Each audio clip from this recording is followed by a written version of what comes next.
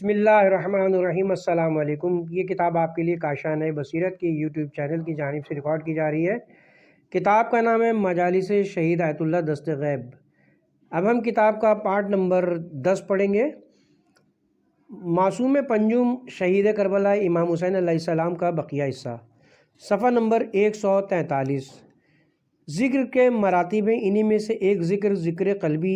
یہی وہ ذکر ہے جو اس بھولے ہوئے سبق کو یاد دلاتا ہے کہ اے انسان، تیرا خالق کون ہے، تیری پہچان کیا ہے۔ یہ زندگی تو تیری پہلی منزل ہے، البتہ اگلی منزل بقا کی منزل ہے، اور اگر تو اپنے فطری اوج و کمال کو بھول کر ہوا و ہوس اور مادیت میں کھو گیا ہے تو اس واپسی کی راہ ابھی مسدود نہیں ہوئی ہے، ابھی دل مرا نہیں، اب بھی واپس آ جا۔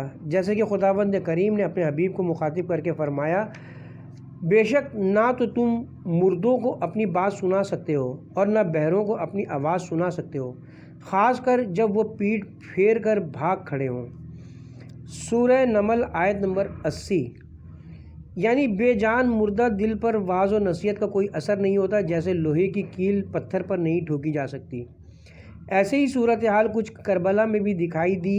ایک موقع پر سید الشہداء امام حسین علیہ السلام نے بھی لشکر ابن زیاد کے سامنے ایسی ہی واعظ و نصیحت کی تھی، پر ان کے سیاہ دلوں پر کوئی اثر نہیں ہوا، یہاں تک کہ انہوں نے آپ کو سننا تک گوارا نہیں کیا۔ یزید نے شیطان اور شیطانیت کے ساتھ سودا کیا، اس کی مزدوری کب تک رہی۔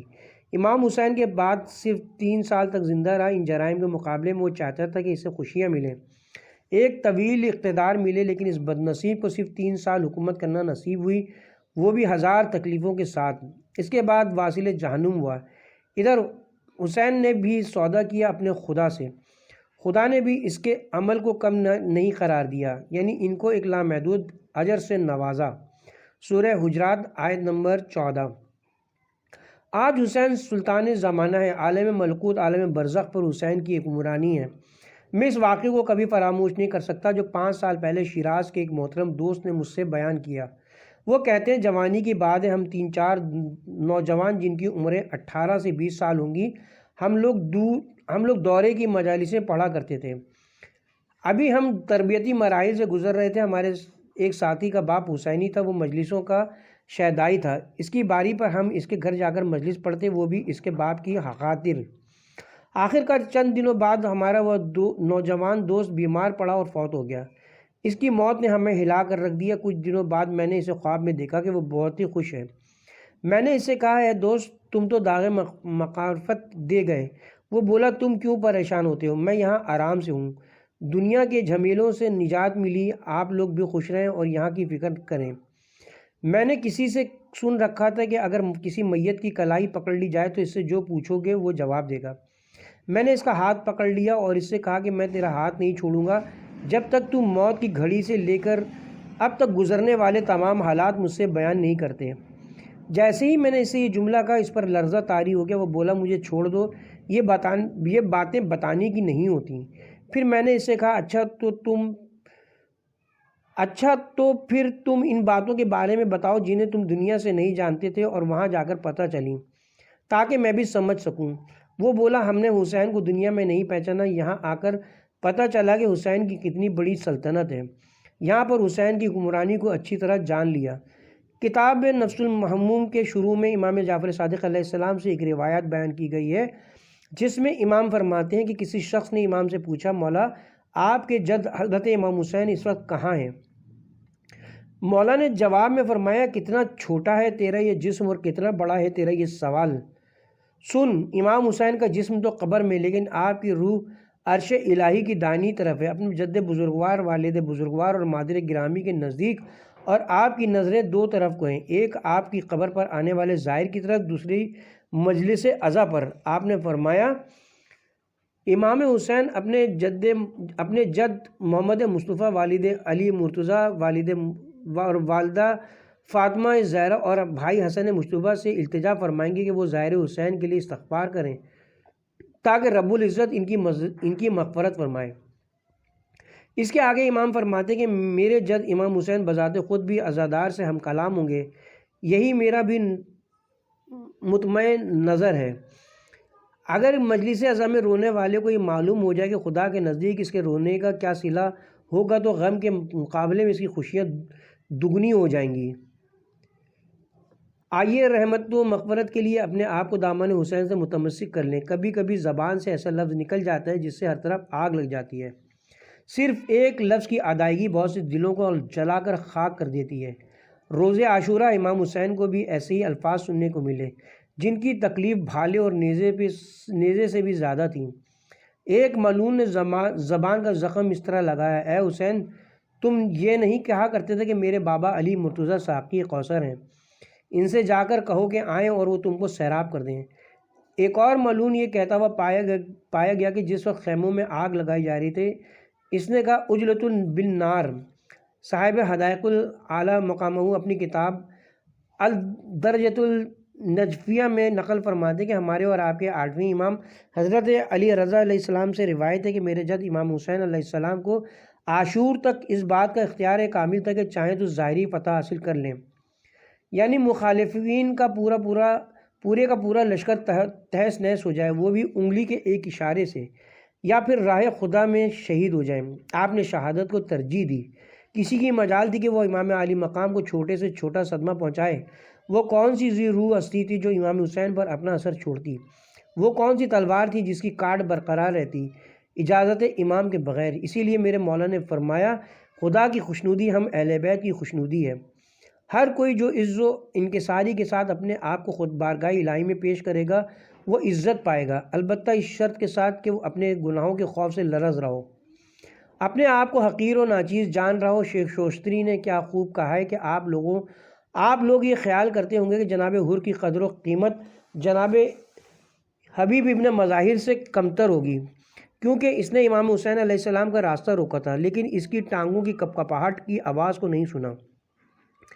حر لشکر کا سربراہ ہے، 4000 کا لشکر اس کے ماتحت ہے، تمام وسائل اس کے اختیار میں ہیں، آب فرات پر اس کا قبضہ ہے، خیمہ، سایہ، کھانا، پانی سب مہیا ہے اور ایک تابناک مستقبل اس کے انتظار میں۔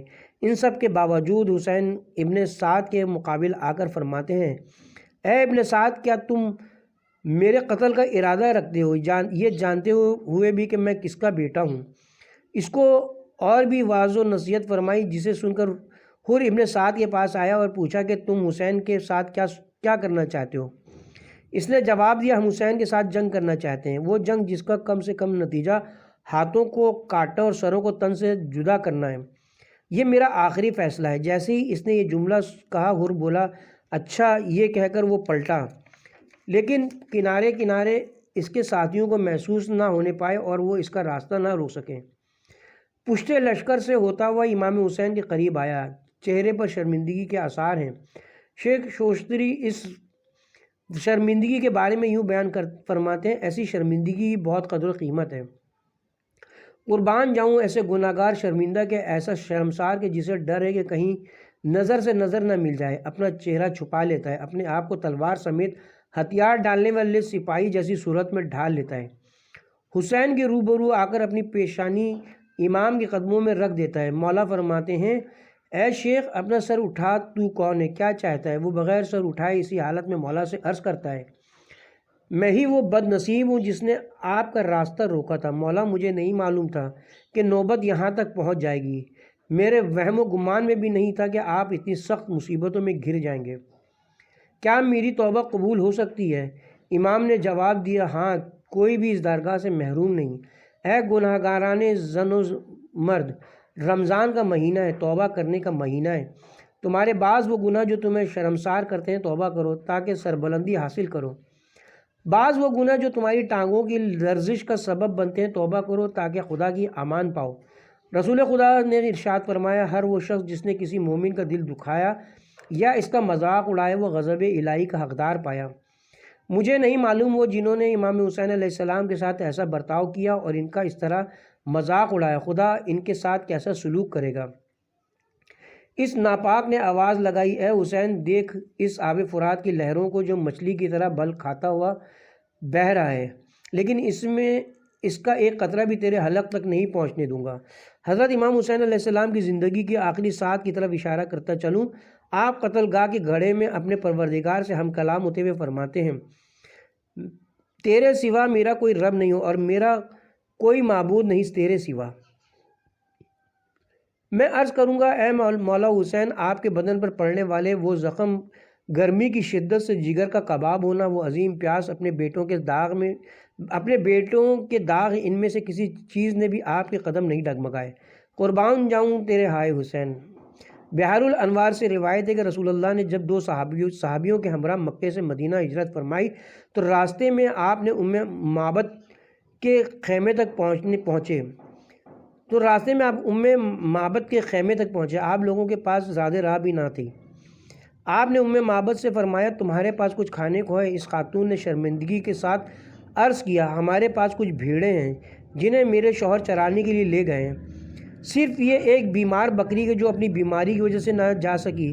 اس پر آپ نے فرمایا کیا تمہاری اجازت ہے کہ میں اس کا دودھ دھو لوں؟ جواب میں اس نے عرض کیا اس کا دودھ خشک ہو گیا ہے۔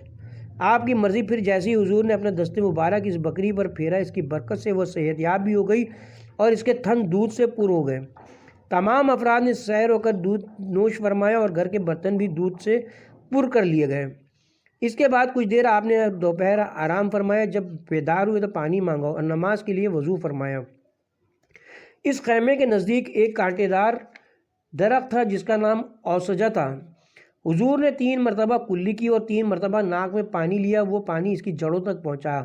پھر آپ نے فرمایا اس اوسجا کی بھی ایک شان ہے اور اس کی چند خصوصیات ہیں۔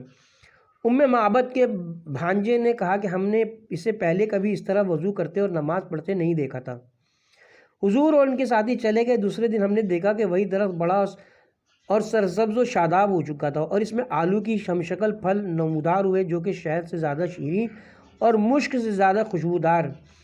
اس درخت کی ایک خصوصیت یہ بھی تھی کہ جو بھی مریض جانور اس درخت کے پتے کھاتا جلد صحت یاب ہو جاتا، اور اگر کوئی بکری یا گائے وغیرہ اس درخت کے پتے کھاتی اور تھن میں دودھ کم ہوتا تو وہ بھی بھر جاتا۔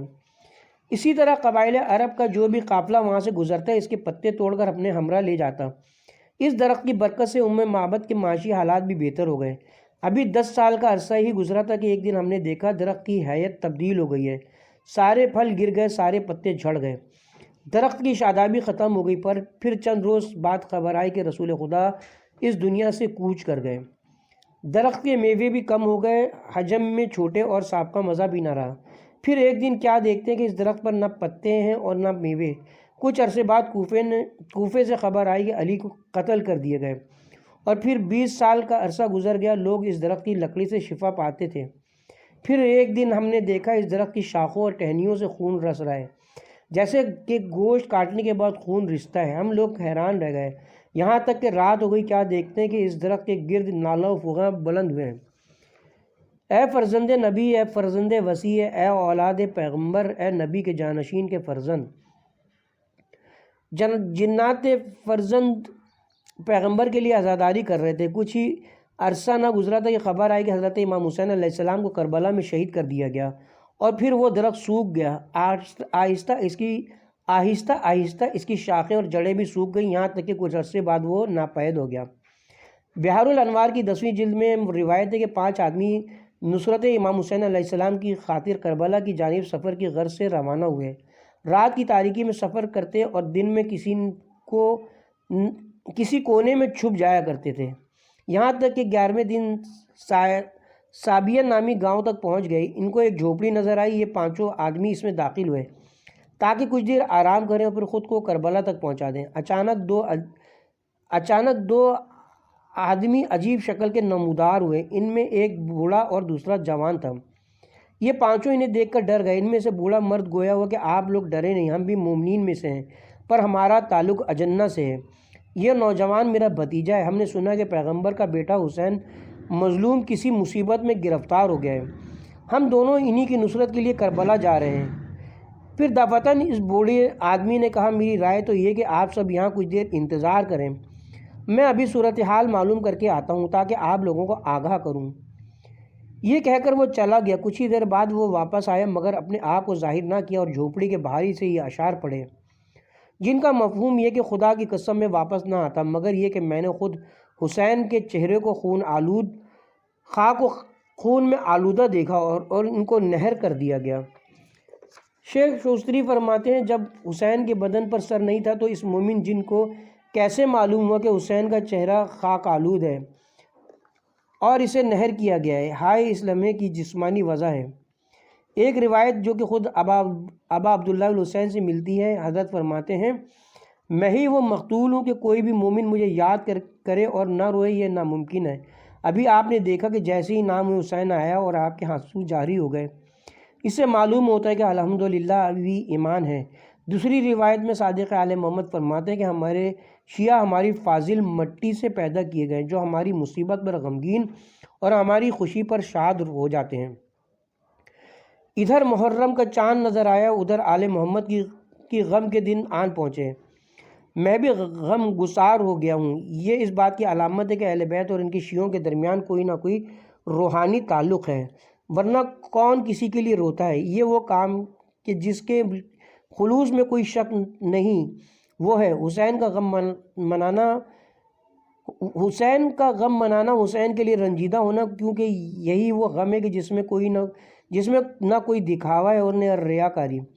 اس کا تعلق عالم باطن اور جذبہ محبت سے ہے، لہٰذا اگر خداوند عالم اس غم کی برکت سے ہمارے گناہ معاف کر دے تو اس میں حیرانگی کی کیا بات ہے؟ اس طرح ہم کہہ سکتے ہیں کہ کل قیامت کے روز ثواب و جزا کا دار و مدار احسن اعمال سے ہے، اور غم حسین منانے سے بڑھ کر کوئی احسن اعمال ہو سکتا ہے، کیونکہ میزان عمل کا دار و مدار نیت سے ہے۔ ممکن ہے کہ کبھی انسان ثواب کی خاطر گریہ کرے، لیکن اگر اندر سے دکھا ہوا ہو یا دل رو رہا ہو اور اسے رونا آ جائے تو اس کیفیت میں تسنن کا احساس کبھی نہیں ہو سکتا۔ یہ انسان کے اپنے ہاتھ میں نہیں، حتیٰ کہ وہ عورت جس کا جوان بیٹا مر گیا ہو، اس کا رونا بھی ایک فطری عمل ہے اور ممتا کا تقاضا بھی یہی خالصتاً رونا ہے۔ یہ حسین سے دلی محبت ہی کا نتیجہ ہے کہ ادھر مصائب مظلوم کربلا شروع ہوئے، ادھر ہمارا دل بے قرار ہو گیا۔ لہٰذا ایسے عظیم سانحے پر دل کی گہرائیوں سے آنسو بہانا کوئی حیرت کی بات تو نہیں ہے۔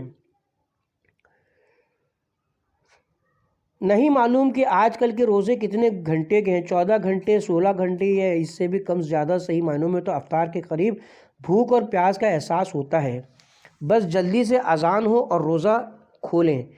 ابھی ہم اور آپ تو صائم ہیں، لیکن حسین اور اصحاب حسین کا کیا حال ہوا ہوگا جب ایک طرف تو سورج کی گرمی، دوسرے تپتے صحرا کی گرمی، تیسرے جسم پر موجود بھاری برکم ذرہ کی گرمی، لوہا بذات خود گرمی خارج کرتا ہے، اور جنگ کے دوران جسمانی حرکات کی گرمی۔ اب ان تمام حرارتوں کے اکٹھا ہونے پر انسانی پیاس کی کیا شدت ہوتی ہوگی، اس کا اندازہ لگانا ناممکن ہے۔ میری نظر میں اس کی مثال تو جناب علی اکبر کے جملے سے ملتی ہے جس میں آپ نے فرمایا تھا، جیسا کہ کتب مقاتل میں ملتا ہے کہ جب شہزادہ علی اکبر میدان کارزار میں 120 سے زیادہ ملاعین کو واصل جہنم کرنے کے بعد پیاس سے بےتاب ہو کر اپنے بابا جان کے پاس تشریف لاتے ہیں اور کہتے ہیں اے بابا، پیاس نے مجھے مار ڈالا اور اس وزنی ذرہ نے مجھے مصیبت میں ڈال رکھا ہے۔ لازماً آپ یہ پوچھیں گے کہ کیا جناب علی اکبر کو نہیں معلوم تھا کہ حسین کے پاس پانی نہیں ہے؟ کیوں نہیں؟ شاید اس کڑیول جوان کو اس بات کا احتمال ہو کہ بابا اجازہ امامت سے پانی کا بندوبست کر کے میری پیاس کو بجھا دیں۔ اس موقع پر بغیر اذن الہی امام حسین بھی اپنی معجزانہ طاقت استعمال نہیں کر رہے تھے۔ روایت میں کہ آپ نے اپنی زبان علی اکبر کے منہ میں دی تاکہ بیٹے کو احساس ہو کہ بابا کی زبان تو میری زبان سے بھی زیادہ خشک ہے۔ پھر مولا نے کہا جا بیٹا، اپنے جد کے ہاتھوں سیراب ہو۔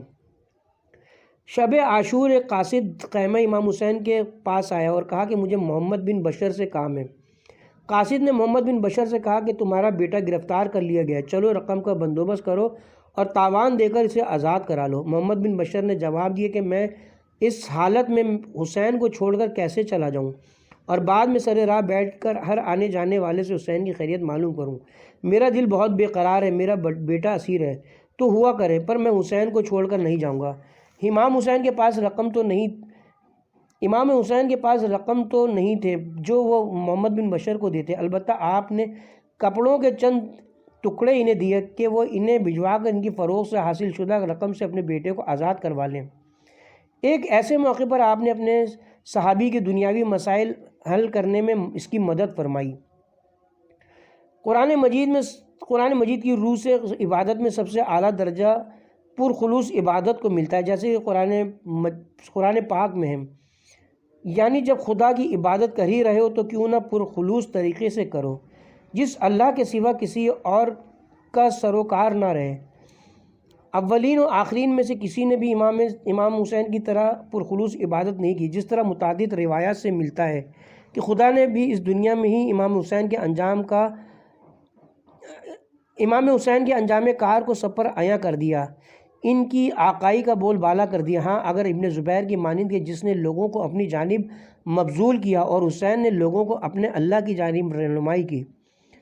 بزرگ ترین مصائب مصیبت امام حسین نے، ہر مصیبت زدہ کے لیے اللہ تعالیٰ نے اجر معین کیا ہوا ہے، صلہ بھی مصیبت کے حساب سے ہے، جتنی بڑی مصیبت ہوگی اس کا صلہ بھی اتنا ہی بڑا ہوگا، کبھی مصیبت زخمی ہونے کی صورت میں تو کبھی مالی نقصان کی صورت میں تو کبھی لواحقین کی موت کی صورت میں تو کبھی جوان سال فرزند کی موت کی صورت میں۔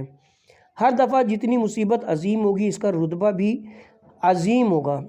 آخری حد جوان بیٹے کی موت بہشت اس پر واجب ہو جاتی ہے، چاہے صبر کرے یا نہ کرے۔ انسان پر جو مصیبتیں پڑتی ہیں وہ وقتی بھی ہیں اور محدود بھی۔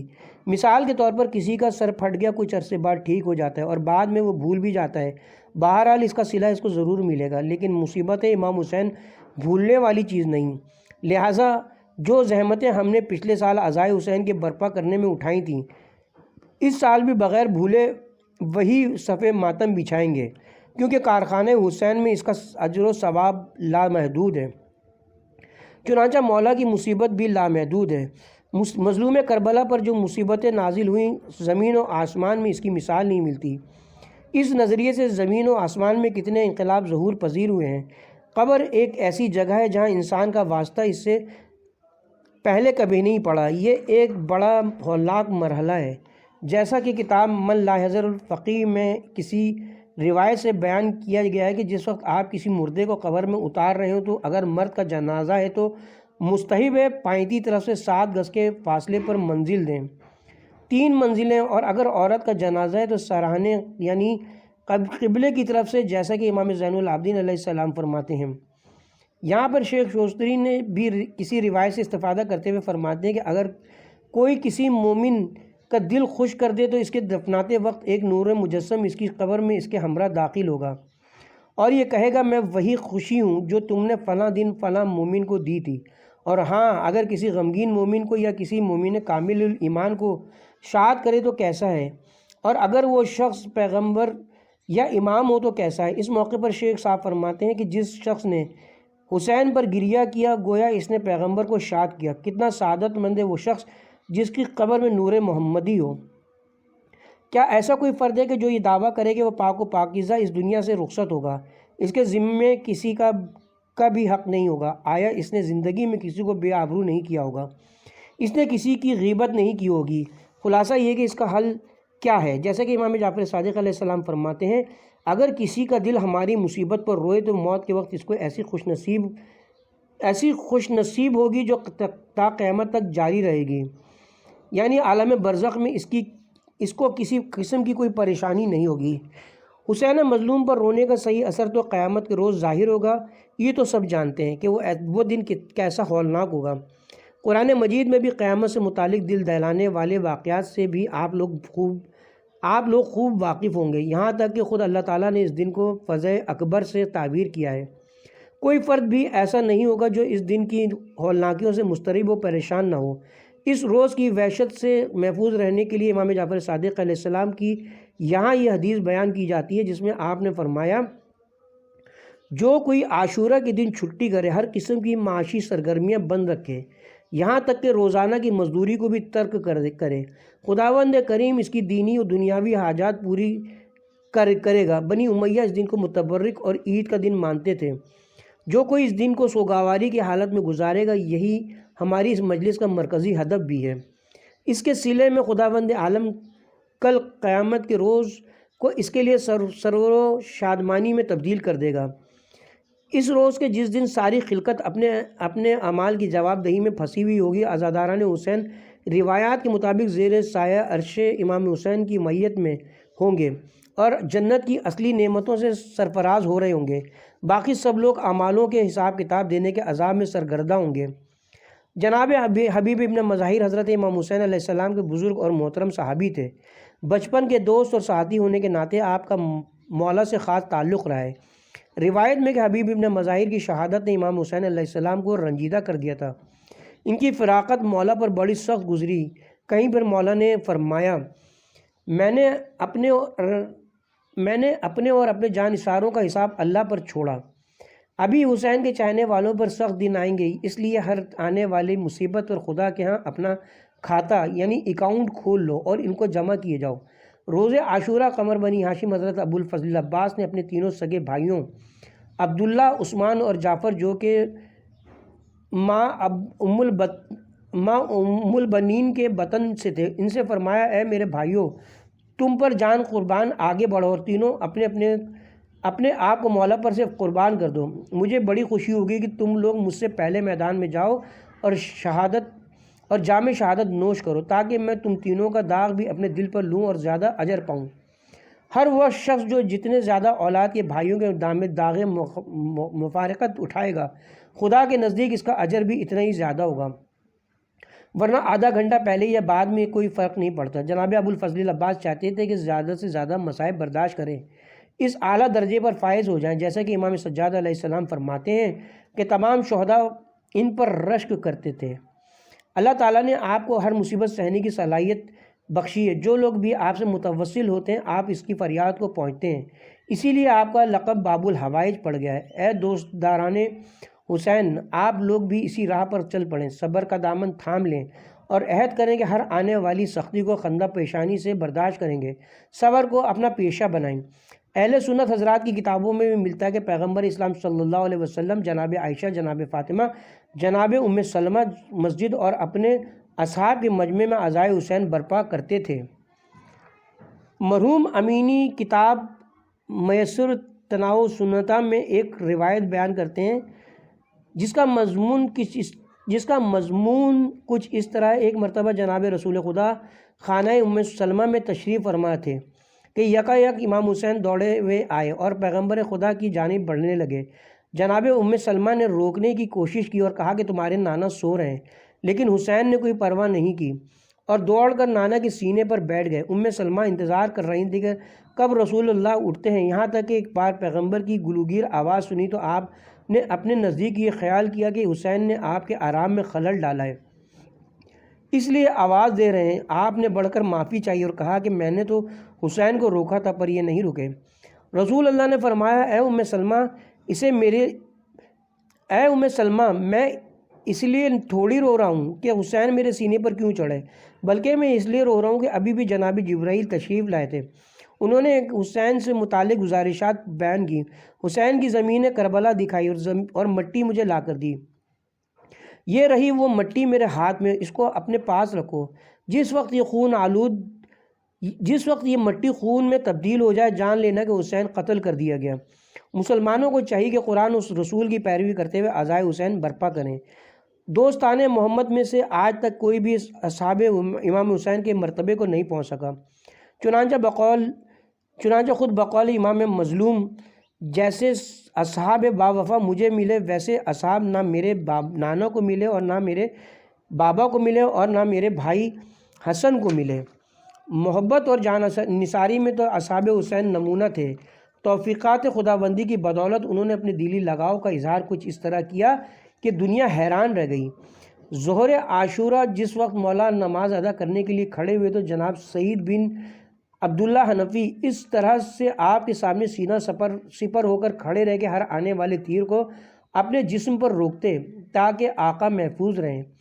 کوئی تیر سر پر پڑتا، کوئی ہاتھ پر، کوئی سینے پر۔ 13 جان لیوا تیر آپ کے بدن میں ایسے پیوست ہوئے کہ ابھی مولا نے نماز ختم کی، ادھر جناب سعید زمین پر گرے۔ یہاں پر آپ سچی محبت اور جانثاری ملاحظہ فرمائیں۔ ان تمام قربانیوں اور آزمائشوں کے باوجود جناب سعید شرمندہ سے ہیں اور مولا سے سوال کرتے ہیں کہ کیا میں نے آپ سے وفا کی یا نہیں۔ آخری سانسوں کے درمیان کہا، یہ وہ معاملہ نہ تھا کہ ذرا سے کچھ کیا اور گئے۔ حضرت ابا عبدالحسین اپنے اہل و عیال کو کربلا کے میدان میں لے کر آئے۔ اس کا بھی ایک راز ہے، وہ یہ کہ اگر کربلا میں جناب زینب، خواتین مقدرات اور بچے نہ ہوتے تو بنی امیہ اپنے اس جرم کو کب کا چھپا چکے ہوتے اور واقع کربلا کے اصل حقائق پوشیدہ رہ جاتے، وہ بھی اس دور میں جب ذرائع ابلاغ اور پیغام رسانی کا عمل انتہائی سست روی کا شکار تھا اور ساتھ ہی مخالفانہ پروپیگنڈا تو اپنے عروج پر تھا، جس کی وجہ سے اس واقعہ کربلا کو توڑ مروڑ کر پیش کر دیا جاتا۔ لیکن آفرین و جناب زینب شریکت الحسین پر کے جنہوں نے بنی امیہ کی اپنے جرائم پر پردہ ڈالنے کی کوشش ناکام بنا دی۔ اہل حرم کی اسیری میں بھی ایک حکمت پوشیدہ تھی۔ حضرت امام سجاد اور جناب زینب نے دوران سفر اور دربار ابن زیاد و یزید میں اپنی شعلہ بیان تقریروں